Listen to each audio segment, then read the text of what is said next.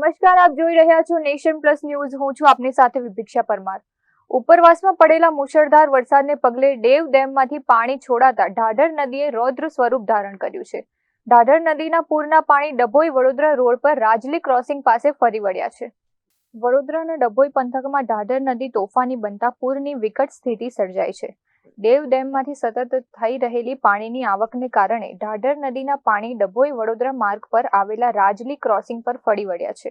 વાહન ચાલકોની સુરક્ષાને ધ્યાનમાં રાખીને સ્થાનિક પોલીસે વહેલી સવારથી જ રસ્તો બંધ કરી વાહનોની અવરજવર પર પ્રતિબંધ લગાવી દીધો છે, જેને પગલે હાઈવે પર મુસાફરો ભારે મુશ્કેલીમાં મુકાયા છે. ઢાઢર નદીમાં આવેલા પૂરે ડભોઈ તાલુકાના 10 થી વધુ ગામડાઓને સીધી અસર પહોંચાડી છે. પૂરના પાણી રસ્તાઓ પર ફરી વળતા બનૈયા, રાજલી, અંગુઠણ, બંબોજ, નારણપુરા, કબીરપુરા અને દંગીવાડા સહિતના ગામો તાલુકા મથકથી સંપર્ક વિહોણા બની ગયા છે. ગઈકાલથી ભારે વરસાદની આગાહી સરકારી તંત્ર દ્વારા હવામાન વિભાગ દ્વારા કરવામાં આવી હતી. તેના ભાગરૂપે ગઈકાલથી વરસાદ વધારે વરસી રહ્યો છે. વડોદરા જિલ્લામાં સરકારી તંત્ર ખડે પગે હાજર છે. ગઈકાલ રાતે પણ વધારે વરસાદ થવાથી વડોદરાથી જે સ્ટેચ્યુ ઓફ યુનિટીનો રોડ છે ત્યાં રાજલી ક્રોસિંગ ફુવાઈ પાસે રોડ પરથી પાણી આજે વહેલી સવારથી પસાર થઈ રહ્યા છે. પરંતુ હાલ વરસાદ ધીરો થવાના કારણે રોડના જે પાણીનો પ્રવાહ છે તે ઘટી રહ્યો છે. એ એક સારી બાબત છે.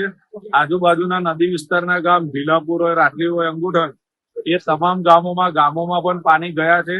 કોઈના ઘરોમાં હજુ સુધી પાણી ગયા નથી.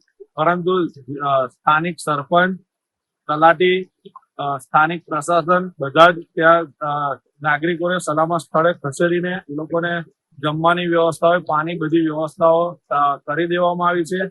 અને કોઈને તકલીફ ના પડે તે સાવચેતીના ભાગરૂપે તમામ પગલાઓ લેવામાં આવે. અત્રે ઉલ્લેખનીય છે કે ઢાઢર નદીનું જળસ્તર સતત વધી રહ્યું હોવાથી વહીવટી તંત્ર દ્વારા કાંઠાના ગામોને સતર્ક રહેવા તાકીદ કરવામાં આવી છે અને લોકોને બંધ રસ્તા પર સાહસ ન કરવા અપીલ કરાઈ છે. મીત માછી, નેશન પ્લસ ન્યૂઝ, ડભોઈ. સમાચારોના સતત અપડેટ મેળવવા માટે અમારી નેશન પ્લસ ન્યૂઝની યુટ્યુબ ચેનલને સબસ્ક્રાઇબ કરો, બેલ આઇકન દબાવો અને જોડાયેલા રહો ફેસબુક, ઇન્સ્ટાગ્રામ અને ટ્વિટર પર.